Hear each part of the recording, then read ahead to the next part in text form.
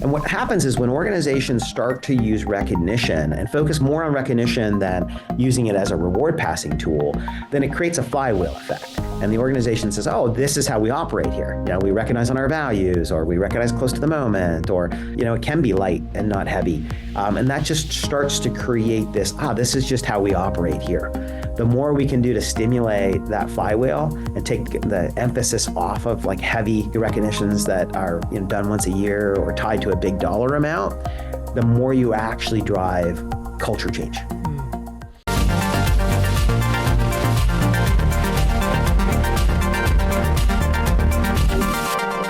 Jeff, welcome to the show. How are you, my friend? I'm doing great, thanks. It's been a while. How's the family?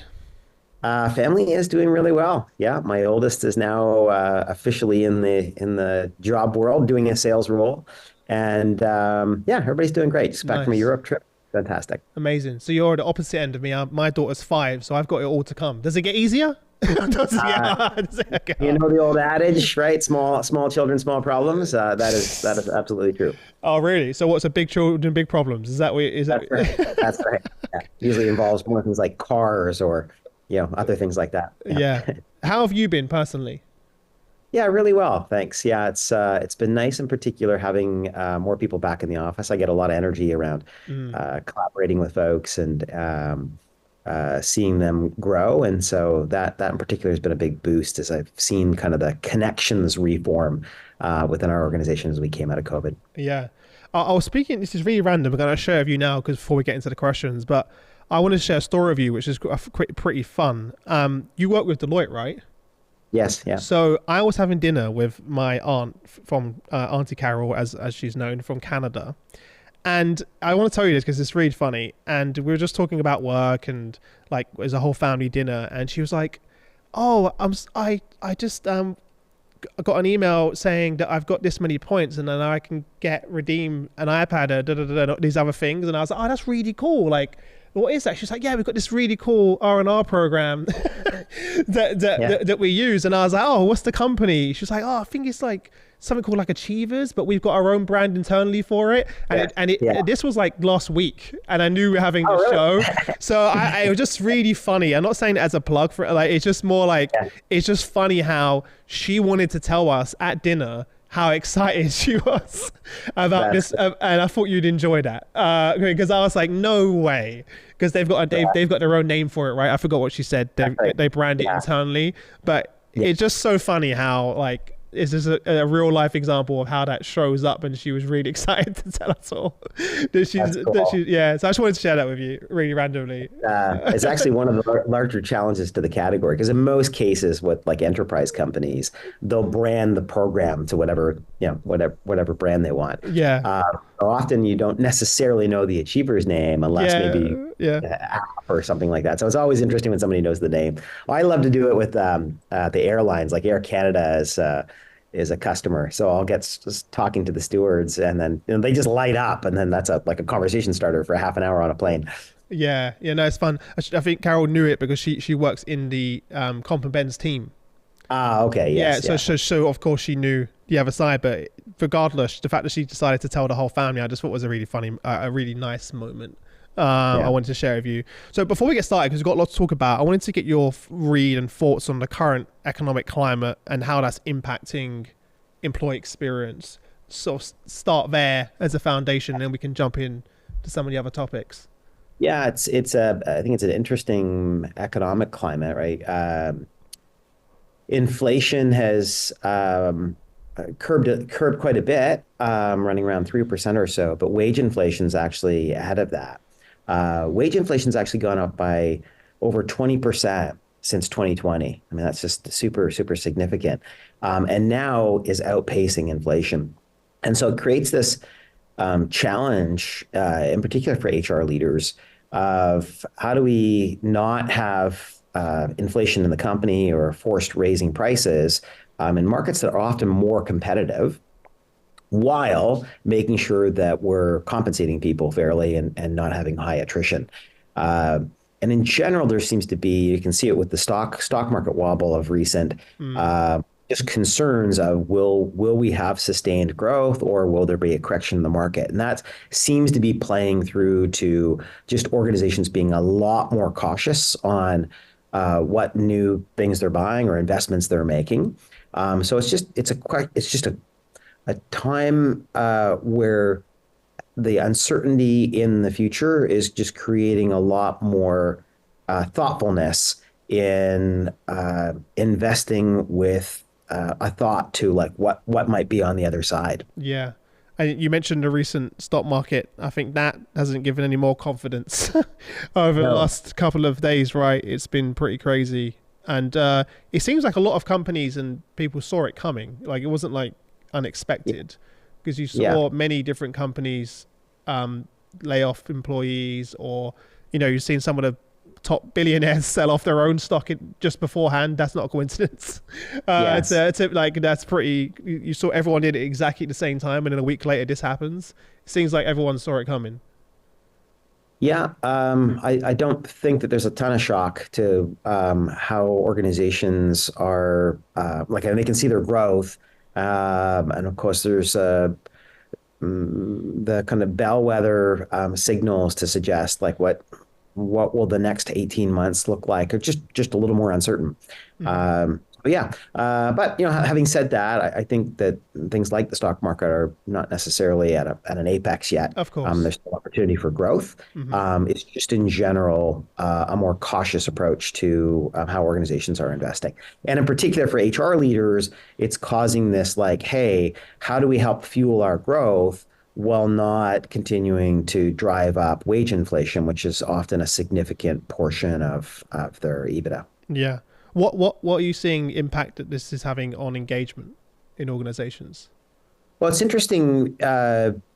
In COVID, there was a very, very strong focus on the employee experience, and many things like, leaders showing up with cats in the background, or discussions around how are you doing was just much more prevalent.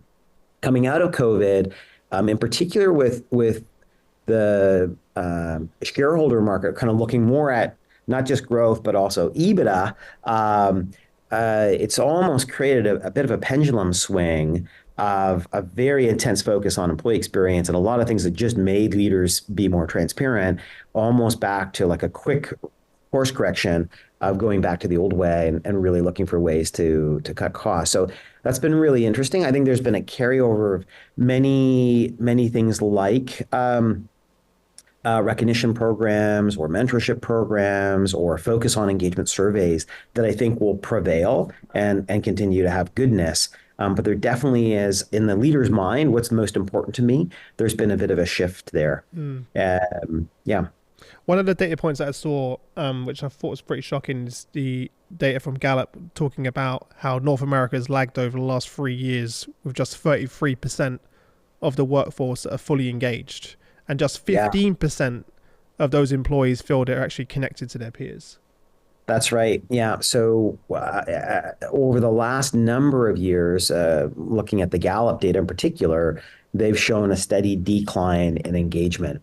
And in particular, what we're seeing is the connectivity to other people within the organization has gone down significantly. And the outcome of that is when people don't feel connected to others within the organization, they have less sense of belonging. They report that they're significantly lower in productivity. Of course, they're more likely to attrit the company, more likely to be job hunting, more likely to rely on things like my wage over the other values that corporations or companies can provide in terms of helping them feel connected within the world. Yeah. Some of the numbers are pretty shocking, right? Like, in terms of the impact in that same report, talking about that people feel 128% more lonely, 107% more anxious, 78% more likely to feel burned out, and 49% more stressed. So these are not, this is something we need to pay attention to. Yeah, yeah. I think part of that is that high transient amount. There was so much attrition in the early portion of COVID. Attrition rates were often well over 20%. If you're in retail, it was like Hmm. well over 50%. So there's an element of shaking the snow globe there around who are the people around you. And of course, there's an element of are you coming into the office and are you spending white space time with others to actually create real meaningful connections. But the outcome of that, of not feeling connected to others, again, drives things up, like the focus on wage. In fact, our Achievers Workforce Institute, we've been studying kind of recognition and reward trends for over a decade. And for the first time, at least I think probably since we've started the work, wage has become the top reason why people are leaving. But then if you dig deeper and you look at if somebody is recognized on a frequent basis, does wage still have that significant effect? And in fact, it does. Like, so if I'm recognized more, I'm significantly more likely to stay at an organization. In fact, we ask people, if you were seen and valued and recognized, compared to a 20% price wage increase, which one would you take? And I think the number is like something like 70% said that I would take I feel recognized and valued and recognized at an organization over the wage increase, which is just a good reminder to us that even when there's this pressure around wage, it is not the holy grail. It's because something else is missing, that we're not creating that connectivity, that sense of belonging. And so a reminder to go back and say, are we doing the things that actually, really drive emotional connection, and make people feel like they're belong within an organization? I love that. And I think you refer to that sort of the emotional salary. Yes, right. That's right. Yeah. It's so interesting because today I had someone who was sort of final stage interview, and the reason they declined the job offer with us is exactly what you're referring to. They said that the company, they felt valued, they felt that the company's invested in their success, and although they would make more money by joining our business, that is really what the emotional connection to the team, the manager. So that happened today yes. For me, and I was like, okay, and I was like, I'm really happy for you. I wish you all the success, right? It's great to hear that. To be honest, yeah. It's actually a good thing to hear that as well. So that is just so interesting you say that, because today I had the exact example where it was a higher salary, more benefits that we were offering, but it was that emotional salary and the emotional connections and the recognition that person was receiving, which is the reason why they declined my offer as well, which so it literally is super interesting to see that. It's quite a misconception, right? Because a lot of people that I speak to, when you ask that question, what's the main reason people leave, they typically say, oh, it's their manager, right? Sure. Yeah. Is that a close second? Like what are some of the other reasons that you're seeing? Yeah. Usually that is what you see, right? Is the connection to a leader or connection within a group or career advancement. Those are usually the things that kind of top the charts, if you will. But ultimately, back to that manager, the manager plays a key role in the environment they facilitate within the team. Mm-hmm. And they play a key role in do I feel good about the contribution I'm making within the organization?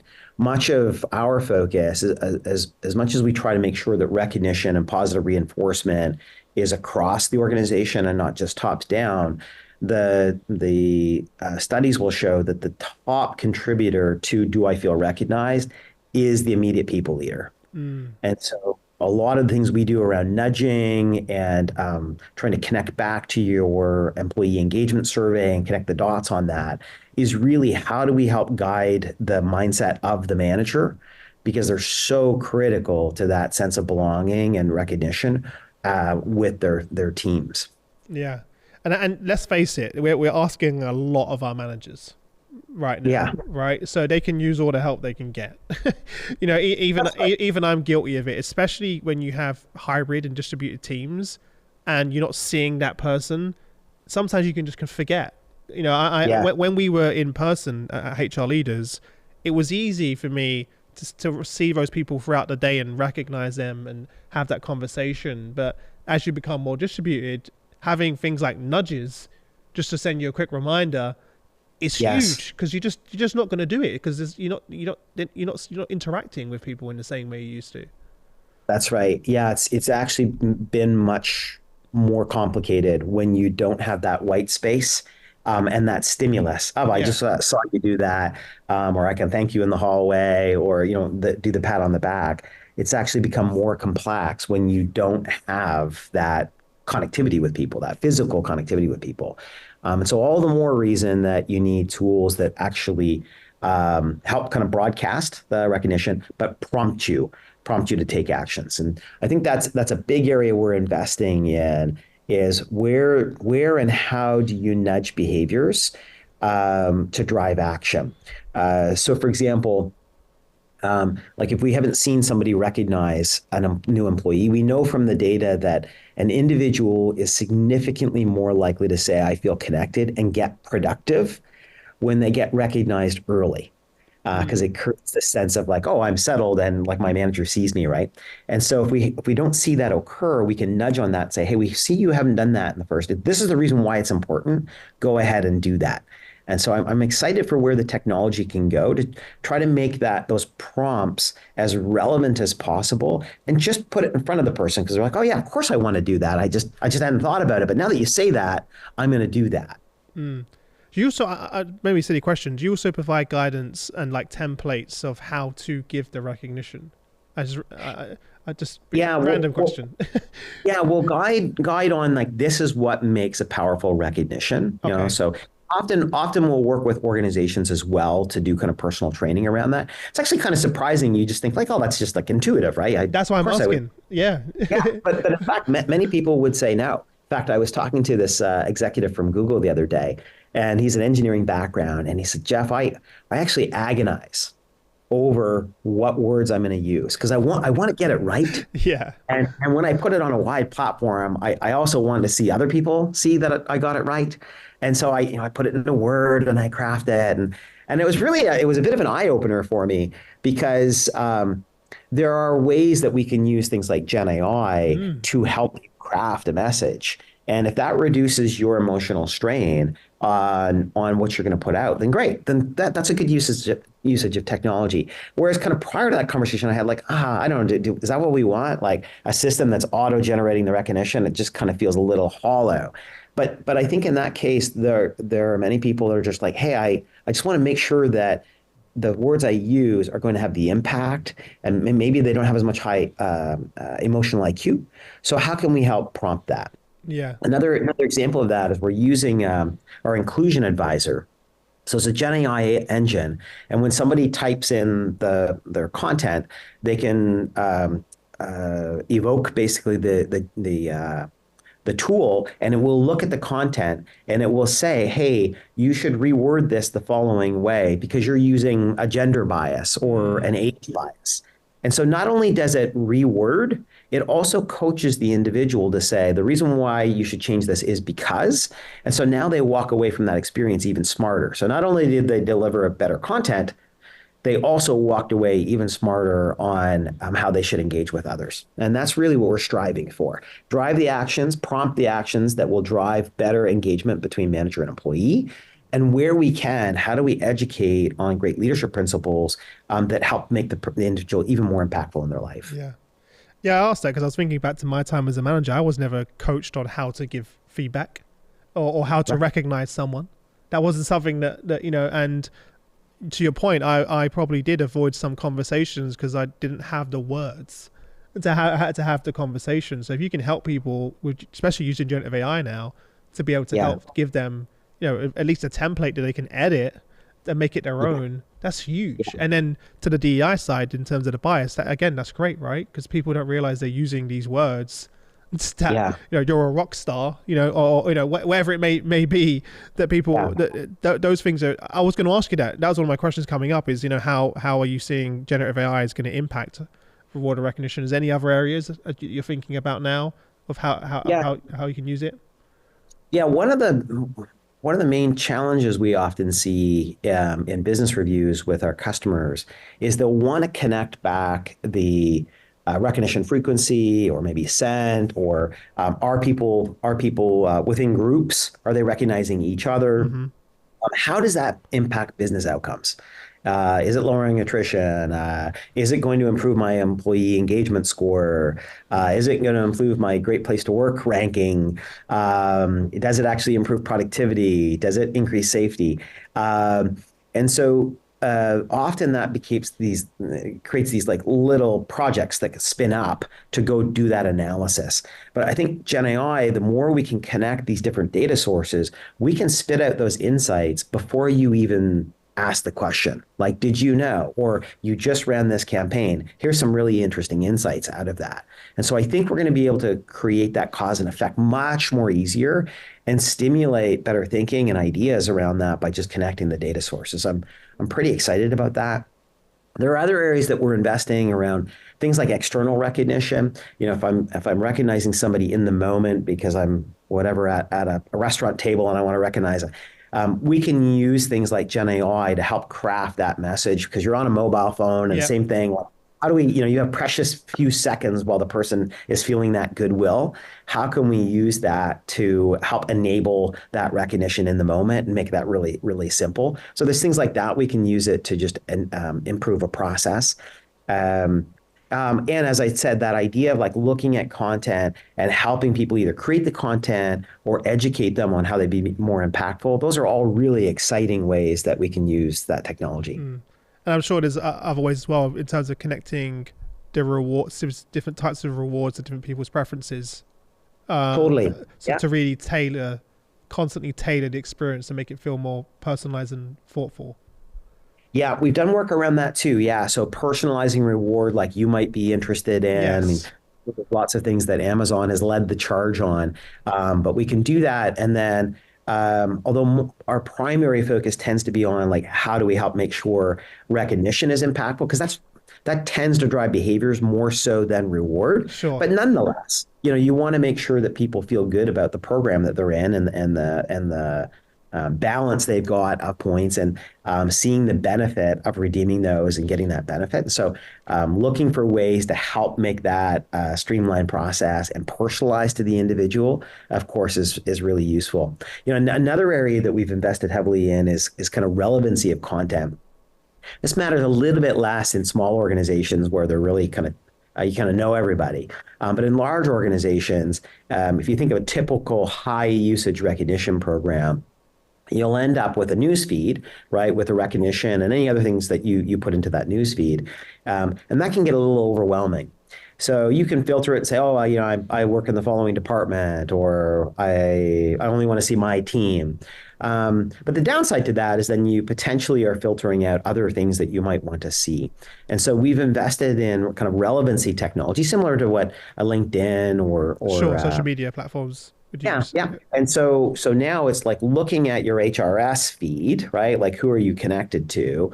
It's also looking at people like you are connected to other people. And it also allows the individual to say, hey, I just had a great coffee talk with this person. I want to follow them and stay connected to them so they can kind of force that in. And so for large organizations, what that means is you're not having to filter down. The technology will actually deliver relevant content to you. And that way you when you're on the platform, you're seeing things that really matter to you, but you're actually less likely to let things slip, right? Our system will prompt you on, hey, here's a birthday coming up, or here's a work anniversary. If you get overloaded, then you're actually going to miss that. But if we can make the content really relevant, then when you go on, you're like, oh, I know when I go into the system, I'm going to see things that really matter to me. And so therefore, I'm more likely to go back into the system. Yeah. One of the things I was thinking about while you're talking about that, how do you ensure this doesn't get lost, all of these notifications and nudges in the sea of technology that's being thrown at employees? I've got a Slack channel, I've got a WhatsApp channel, I've got my Teams, I've got my emails, I've got so how do you ensure that it just doesn't become another something else that we have to log into as a manager, and I'm going to miss it, if that makes sense? That's a real problem. Yeah, for sure. You see a lot of organizations really trying to put a lot of guardrails around communications, in Yeah. particular email. Usually email is the big one of, They'll be very, very strict on kind of what can go through the email system. The short of it is, we consume and we engage in different ways. And so what you want to do is really think about what are the patterns within your organization of how they communicate and what's used frequently. What are your common ways of exchanging ideas or recognizing people, and then picking technology that can meld into that. So it's not like, well, I only want to have recognition, for example, in Teams. Yeah, Teams is good for certain things, but using Teams potentially, for example, to go through a catalog on a redemption experience is probably not a great experience. And so pick technology that integrates in, but still gives you a best of breed experience in the core areas. And so we've invested a lot in that in terms of, how do we integrate in the comms channels, Teams, Slack, Google, while also, investing in things like native apps, if you want to use a native app as a portal, and then have the right prompts through things like email. So the individual will choose how they engage and what they use as their comm platforms. What you want to do is make sure you're kind of blanketing that, but then being really thoughtful. Am I sending relevant content? People don't have a problem consuming content when it's useful for them. What they get frustrated with is when they see stuff that's not relevant, and then they're like, "Oh, why are you sending this?" And eventually they shut off. They just don't So it look puts at a it lot of anymore. burden on us to make sure that we're using technology to make sure we're delivering relevancy to you. Yeah. The customers that you're working with that are having most success, are they the ones using native, or have they integrated it with the Teams and the Slack and they're seeing success through those core channels? Yeah, those that have particular integrated into the comms channels like Teams, Hmm. they see a significant increase in usage, Interesting. and that makes sense, Yeah, right? of Because course, in the flow one of more work. stimulus. Mm. Yeah, yeah. So that stimulates. It's usually often, am I stimulating the idea? Oh, I should recognize, or even better, hey, you just came out of a meeting. It seems like it was a good meeting. Here's the number of people that were in the meeting. Do you want to recognize that team? I mean, that's like, oh, okay, yeah, of course I Easy. do. Mm. Yeah, that's the one of the things we've done with Teams now is when you have a Teams meeting, you can recognize that whole meeting group in the moment and then send a recognition That's through. cool. And we're just making it simpler, right? We just like that often happens. That was a great meeting. I want to recognize the team for like that preparation they did or whatever that might be. The more we can remove steps to facilitate the action, the more likely you're able to see that. So it's about having the stimulus in the right spots. It's about removing stages in the workflow to actually make sure that people take the action. Mm. But also, like, because you're showing up in the moment, in the flow of work, it's more authentic. Because Totally. it's not Yeah. just like a forced recognizing you for. We've all had those moments where we've been recognized, and it's like, oh, it's just that time of year, or Yes. whereas Yeah. when it shows up in the moment, in the flow of work, actually after a call or a meeting, etc., you're like, okay, this is a real moment to be That's recognized, right. as well, and it makes it 10 times more impactful. Yeah. Yeah. The research shows that. And in general, just getting feedback of any sort Yes. better delivered close to the action. And we know that what gets recognized gets repeated, right? It's Mm. significantly more likely to influence somebody's behavior with positive reinforcement than it is negative. So put those two things together, I'm more likely to have impact when I give feedback close to the action, and I'm more likely to get like repeat of the behavior when I use positive reinforcement.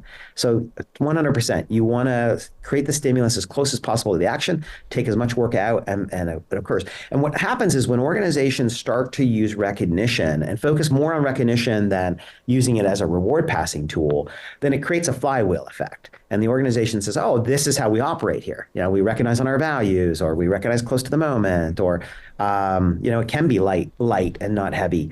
And that just starts to create this is just how we operate here. The more we can do to stimulate that flywheel and take the emphasis off of like heavy recognitions that are done once a year or tied to a big dollar amount, the more you actually drive culture change. Mm. On the flip side of what we just discussed, what are some of the big mistakes that you see companies make when it comes to reward or recognition? Yeah. some of the larger ones is leaders delegating down, like, oh, I don't need to recognize, I give a paycheck. That's for other people. So your top programs are the ones that have high adoption. I was mentioning Air Canada.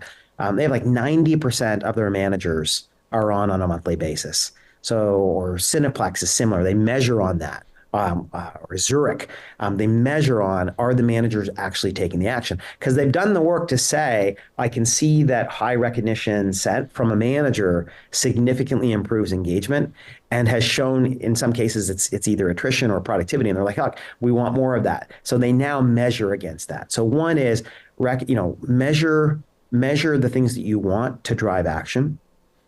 Number two is find ways to like anchor into the technology, right? Be in the flow of work. Not all people operate in the same way. So that was what we were just talking about. Mm-hmm. Third is don't over anchor on reward. Often organizations will look at an R&R system and say it's a reward and recognition system. Mm-hmm. It shouldn't be that. It should be a recognition system that might have reward. I'm not saying that it's a powerful tool to be able to say, hey, I want to give, a large amount because you just did this stellar project for me. Great. That's awesome. It's often more impactful than a increase in pay that just gets lost on the pay stub. So they can be good for that, but you don't want to have your core day-to-day positive reinforcement be gated by their reward budget.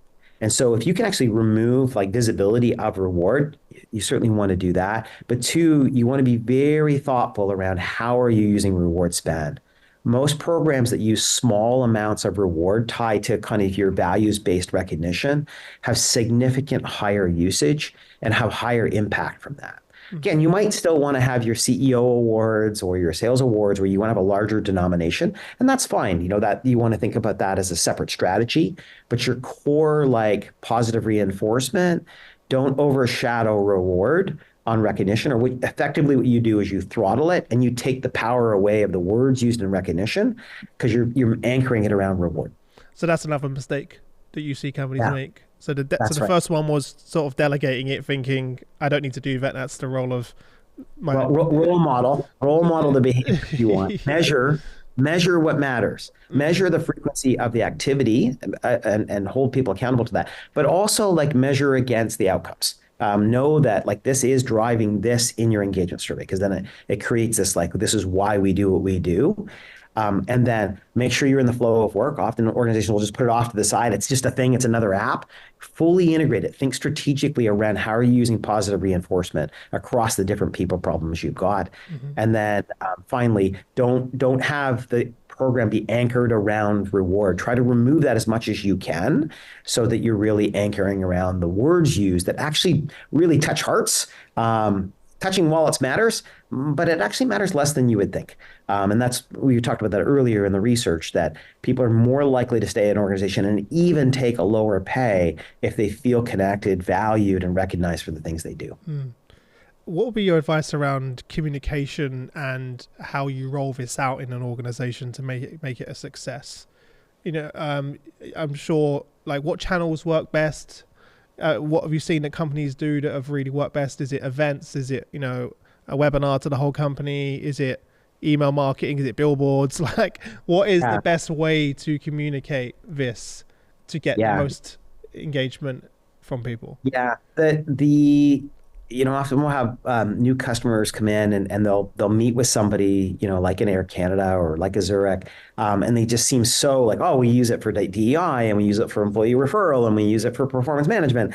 And they kind of get overwhelmed with that. Like, oh my gosh, we're so far back, we're so far behind. We're coming from like a rewards-based culture. And that's okay. Like you often that using recognition strategically to drive outcomes, it's a build process. Mm-hmm. Start from one spot and then start to build behaviors and then continue to build across. Don't feel like you need to do everything at the same time. So a crawl, walk, run approach. In terms of communicating within organizations, often it's tied around whatever problem matters to you. So it could be like, we really want to see values alignment. Using positive reinforcement systems is one of the most powerful things, if not the most powerful thing you can do to drive values alignment. Because effectively, every time somebody sends a recognition, they're like, okay, what are the values? Oh, did I see that behavior or did I see that behavior? So they're actually internalizing the values, like they're thinking about them, right? And then they're actually doing something against that. And then everybody else is seeing that. They're saying, oh, that's what that value means, especially if they're seeing it from leaders. They're like, oh, that's what be bold means, or that's what win with customers means, right? Um, so anchor on whatever the problem is that matters most to you, because that's going to have most sustained energy. And then again, as long as you're communicating with consistency and thinking about where those prompts are occurring, that'll create the flywheel. And then you can say, okay, now how else do I use this, or how do I help drive more behavior in pockets within the organization? That's a big part of what our CS teams would be doing, is like taking the data to organizations and saying, hey, what are the people problems you might have? Oh, we're really focusing on performance management, or we really want to emphasize inclusion. Great. We're having a problem hiring. We need to get more employee referrals. And we'll look at those and say, okay, how can you use positive reinforcement or things like micro rewarding to help drive those behaviors? And again, don't try to do them all at one time. Pick the things that matter most to the company and then put energy behind that. We'll also bring in data to say, here's how you're doing against other organizations in terms of usage, Oh, great. recognition received. Mm. And we'll look at your benchmark data within your company and say, look, these departments are very active, and these departments aren't. How do we help, get that group, focus more training or more emphasis from the leaders to role model? And so that's a big part of what really drives high usage, is tackling the biggest problems that matter to the company, Start but there. then dialogue around what other people's strategies do we have? How do we use positive reinforcement to it, and shedding light on that to help you get thinking, and bringing playbooks from other organizations to say, here's how other organizations did. They communicated this way, they launched this way, they used these words. How can we take playbooks from other organizations, bring that to you and say, great, awesome. How do I just rinse and repeat that thing? And that's how you move really fast in terms of driving more of a culture of positive reinforcement and recognition. When you work with companies, do you typically start with a smaller group and then roll out, or is it a big bang approach? Like, what works best? Yeah, it's a bit of both, but essentially, a high usage recognition system as opposed to a reward system. High recognition system is essentially a communications tool. It's a feedback tool. So if you want to create an environment where people recognize each other, you want to open that up broadly. Everyone, yeah. Mm-hmm. Recognition doesn't happen. Yeah. So we'll see organizations will do that. It's often like, an IT department will say, look, we know we have a problem. It shows up in the engagement survey. We're turning to technology. McDonald's is a good example of this. And so we're going to start it. We're not going to wait for the broader organization because that'll take forever. And they get started. But in general, that will quickly turn to, okay, great. Now, how do you roll that out? In fact, one of the things that we're seeing as a trend is organizations in the US, Canada, Australia, UK, that are maybe a bit further ahead in terms of using technology to really drive high frequency recognition. Now what's happening is the data starting to come in and saying, wow, why are their engagement scores higher? Or why are their engagement scores in these areas higher, right? Yeah. Or why is their attrition lower? And then they start to delve into it. Or people move within the global organization and say, hey, I can't operate without that tool. And so now companies are saying, how do we create one program for the globe? And so we're seeing a lot of that now, of standardization. It might have started in one region, might have started in one department, but as you start to see the impact, it quickly starts to balloon past that. The best programs, though, are the ones that start at least within a region or cross company, because it is it's a platform. It's a networking platform. So the more people you have on it, the more likely you're going to create behavior patterns. Mm. It'd be interesting to understand the link between that and organizational network analysis of creating the stickiness of building communities and relationships. Yeah. And how recognition, because without a platform like that, you're also, you may not even meet or interact with people that work in a different country or a different continent. Is there any research you've done around that? Yeah, 100%. So a couple of really interesting areas here. We do social networking graphs, basically say who's connecting with whom, Yes. Yeah. and Yeah. who are your super connectors, right? And so we've used that to be able to help identify where are the people that have the most influence, social influence within the Mm. organization. So that's really interesting. And in some cases, I think it was GM, they wanted to look at, they have kind of this champion concept, Yeah. Yeah. culture. And so they said, we have these champions, but are these the right people? And so then they looked at the social graph data, like who's connected with whom and who's actually influencing whom. And that allowed them to go back and say, that's the people we want. And like, how do we anchor around that? And so that's super, super powerful. You can also see, often in your engagement survey, you'll have a question around, are our teams working well together? You can look at the recognition data and say, like, you can see these teams are recognizing each other, but these teams are not. Like there's friction here or there's a gap here, right? So it help you connect where is it critical that we have high connectivity and collaboration, and you can say, it looks like this area is actually weak, and this is an area that's critical. Like, how do we go like figure out how we get those teams kind of working better together? So it's really interesting. Another fascinating area that we've been doing research on is skills based. Mm. Seems very big in HR right now. It's Is like how do we get huge. skills, Yeah. right? Yeah. Yeah, skills marketplaces. Well, the challenge often with these skills assessments is they're self-assessed. And we see this on LinkedIn, especially with males over females. Oh yeah, I'm good at that. Oh yeah, I'm good at that. Right. So the quality of the skills assessment is as good as like the assessor. But what you have with a positive reinforcement system, in particular when you've got high frequency, is you got like, now millions of data points of positive reinforcement of somebody saying, this person helped in the following area, this person's really good at. And so we've now been extracting that Nice. to say Yeah. how can we tell when somebody has a skill or a proficiency in a certain area, and then how can we use that to help influence like a performance management discussion or a career advancement conversation.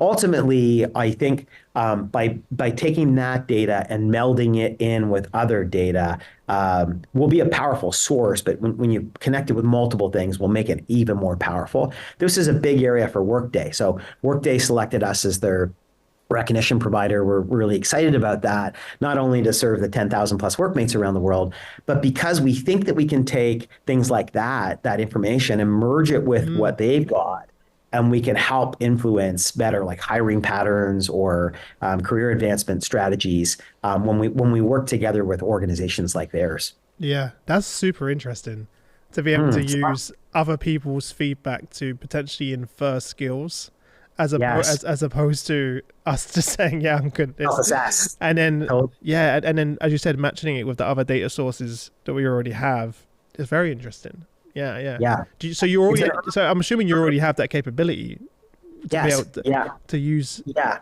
to do that Now the already. trick is what we're getting is a better, as we're doing the analysis, we're saying, okay, we can see that the systems are good at helping you understand these types of traits, Mm. but it may these things don't tend to get captured by positive reinforcement.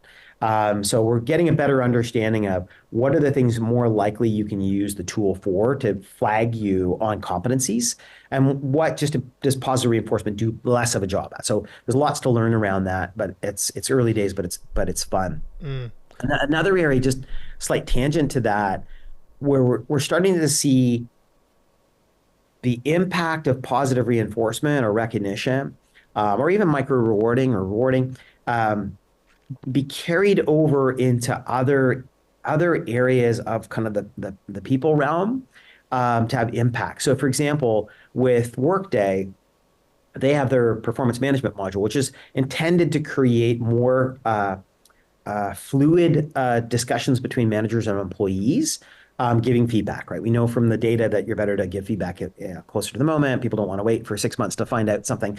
And so if somebody, an employee or the employer says, I want to pull the recognition from the system into the performance management conversation, they can do that. And what that does is it decreases manager bias and it decreases recency bias. Mm. Right. Often they're like, oh, I got this meeting coming up. What am I going to say? What did I see last week? And so what happens is they give feedback. but it's based on a short period of time and it's what they personally observed. But when you can push the recognition of others into that, they're like, oh, yeah, that's right. Back in September, you worked on that big project. I see that you were recognized, or I can see that people are really recognizing you for playing a key role in the following. I just want to double down on that. So if Yeah. we can force that into that dialogue, we can help remove those biases. And with Workday, they've got their own way of like soliciting feedback for the performance management. An individual can say, wow, I just feel really good what I said about Chris. I'd like other people to see that. They can click on that and it will push over to the recognition feed. Oh, okay. And so So it it's automatically that connects. yeah, exactly. So it's that thoughtfulness of when somebody takes, first of all, when you've got data or insights, surface it in the areas that are most likely to have impact. So that could stay on the recognition feed, but it's even more powerful if you put it into performance conversation. And if I give you data in one place, if that can be used somewhere else, like that positive message I just gave, cool. Make it really easy for that message to transfer over to the other areas that will be powerful. So I'm really excited about where we can go with that, and in particular with organizations like Workday, as we look at like, wow, how could you use micro rewarding for development discussions? Or time and attendance is a big thing for hospitals. Maybe you don't want to monetize or reward people for Yeah. not patients. That maybe that's not a good. Yeah. But you know what you do want to do? You want to recognize the people that cover those shifts. So Yes. how can we integrate into that time and attendance with positive reinforcement or streaks or micro rewarding those people? And so I'm really excited about as we start to think about how the systems can come together and to take the behavior drivers of a system like ours to help compliance problems be even better and more rewarding. I think that's really exciting. Yeah. Well, I think we just at the beginning of the capability of that. With all the conversations you have, what would you say is the biggest misconception people have about recognition that you come across? The biggest one is when they hear recognition, they hear reward. Okay. Yeah. And I totally Okay. my background is HP, Apple, and Intuit. These are some of the best companies in the world. HP, Hewlett and Packard were the early pioneers in modern management practices. Much of the Valley came from their management philosophies. Intuit is like almost every country we were in, we were a top great place to work. And that truly was because of the DNA within the organizations around people development leaders. And yet, the tool that we had, I remember this, it was a great reward passing tool. I could say, hey, you showed up at that trade show. You didn't need to do that, or you came on the weekend, or the booth wasn't working, and you just jumped in and did that, and I want to reward you for that. And that was great. I could just easily in the moment send you $100, whatever. But it was more about the reward. Oh, I give you $300. And what I was seeing was somebody would say, well, you gave me $300, but that person got $500. And it actually became negative.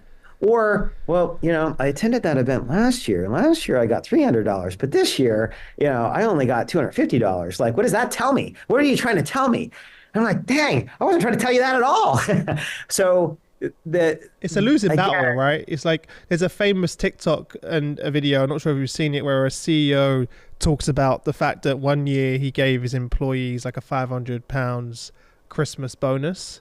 And yeah, it was the worst mistake he ever made. Because what do they expect next year? Because if you give them £500 again, they're like, oh, you don't get any extra performance from it, yes, right? yeah, And then yeah, I have to increase it every single year. So it's yeah, like the worst thing he's ever done because yeah. like It's really And so back to your question, it's when organizations are thinking reward and that like everything, this department, they're really high pay. They're not going to care about recognition. It is so wrong. It is so wrong. Humans are wired to want to know that they're doing good, that they're having an impact, that somebody values them. Giving them $500 does not really drive that. It drives, I got $500. What am I going to get next time? yeah. And so yes, you do want to use that in certain areas. Let you spend all these hours. I didn't pay you for it. Sure, totally. I'm not suggesting that you Hmm. shouldn't think particularly about large reward in certain areas. But if you overshadow, the power is in the words we use.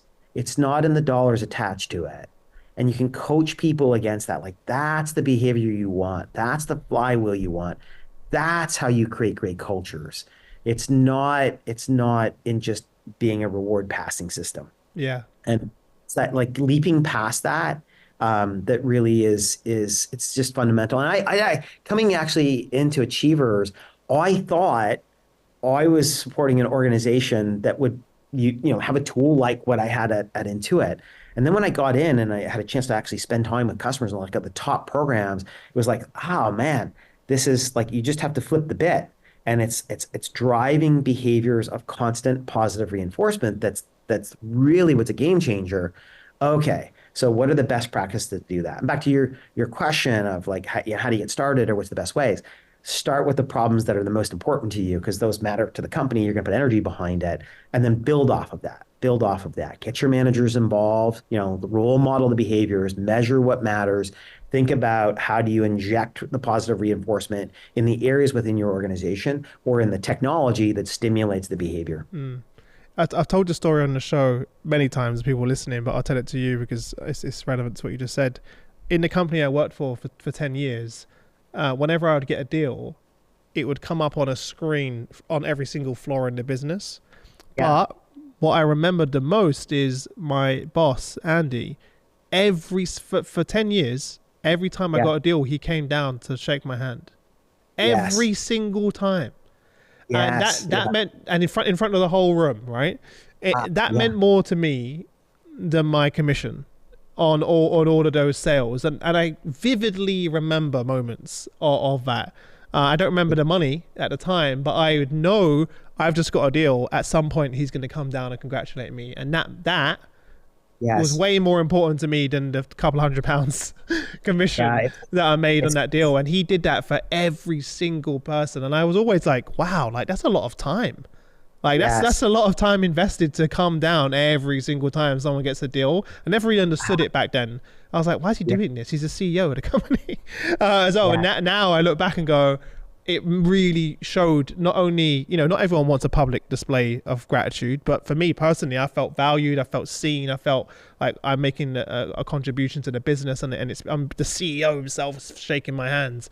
That meant Yes. way more. So I just wanted to share that with you. Like that's something that and when I became a manager, I did the same thing because it was something I role modeled that every time someone got a deal, I was like, I'm taking a moment, no matter how busy we are, to be like, Yes. congratulate. And then the whole team would then congratulate the individual. And then it becomes even more powerful to be able to do 100. that. And it becomes part of the culture. Even when I'm not around, the rest of the team will take a second to say, amazing deal, well done, etc. As Yes. well. So yeah, I just wanted to share that because that's huge. I think intuitively we all have those stories, right? We all have that. We can look back at that and say, like, what was really impactful for me, or like what really fired me up. Yeah. When was I at my best, or when was I at a team when I was my best? I think in most cases you'd always look back, and you would say it's those types of stories that actually crack. I remember I was trying to build this software at Intuit, and I happen to have like the QuickBooks franchise, but I also had the accounting tools, and I could see how these two things could be connected. But it required us to create this bridge software that would allow the data to go from one place to the other. And I felt like Sisyphus, like I'd work hard on it. I convince people why we need to build this, and then something would happen, people would change, and I'd have to go back and do it all over again. And I was really beat down. I knew it was the right thing. I knew it was strategically important. I knew we could create like significant value for our customers, but it was so hard internally just getting this thing over the line. And I remember going to Brad Smith, the CEO, and I was explaining it, and he's like, look, I don't necessarily understand what you're saying because I'm not deep enough in that. Yeah. But I know you, Jeff, and I know that if you think it's important and I see the passion you got for it, like you just have to, it's the right thing and you just got to, just muscle on. And like those words just like refilled my tank, right? And Yeah. eventually, and it truly was so powerful. But it's just those words. And I just walked out of that and I was like, oof, I'm inflated back up again. And away I went. he could have given me $1,000. He could have given me five. He could have given me $10,000. Say, I just want to show that I recognize you for. I wouldn't. It would have done nothing. It's the words that he said that, like, inflated me, and then gave me the tenacity to kind of follow through. Yeah. Jeff, I feel like we could talk for another hour, but I've got to let you go. So at some point, like literally the time's just flown by. We've been having so much fun having a chat. Is there anything we've missed? Our audience are, CHROs from the world's leading global brands. Is there a message we've missed that you want to, or that we haven't covered? We covered a lot. A couple of things. One would be like really, it's super important right now with wage inflation going up, and in general, just this push of we must manage OpEx, we must like think about EBITDA percentage. Now is the time that organizations should really be thinking about how are you spending your money, especially your discretionary, and is it truly driving impact? And is there a better way? Can you decouple the heavy reward and really focus on the more powerful positive reinforcement? Now is the time to think about it because organizations are being pushed to do more with less, and yet the expectations from employees are you care about me. And if I'm not, especially if I'm not in the office, I feel less connectivity in the organization. I'm more likely to feel lonely. I'm more likely to feel isolated. I'm more likely to not feel connected to my manager. So it's super critical right now. We really think about what are the behaviors within the organization we want to support and stimulate that are going to drive outcomes. And then secondly, don't feel like you need to do it all at the same time. Just start in the areas that matter. You can learn from other organizations. Conferences like what you all run are opportunities to come together, share, and learn from others. There's a ton of research around cause and effect and like what's actually happening when somebody gets positive reinforcement or even your reward strategy. Achievers Workforce Institute is our think tank arm. Mm-hmm. Reach out to us. We're happy to share the reports and what we're seeing from other organizations and just help you build the case for change if you're not there already. Amazing.